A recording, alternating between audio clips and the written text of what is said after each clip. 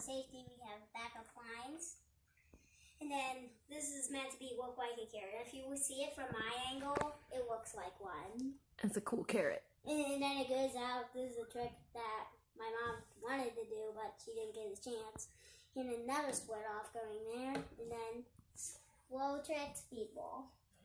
Nice. I hope this works. Okay. Mommy says that this is the best setup I've ever made. Hopefully it works. Let's see. Oh, good. Ah.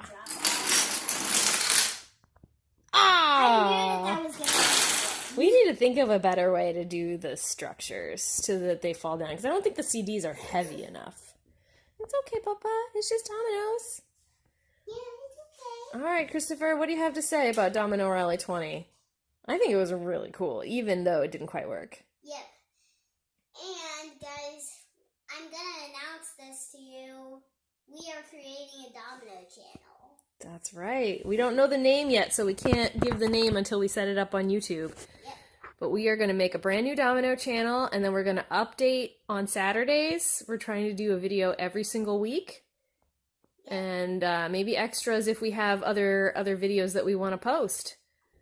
Pretty cool, huh? All right. Thanks.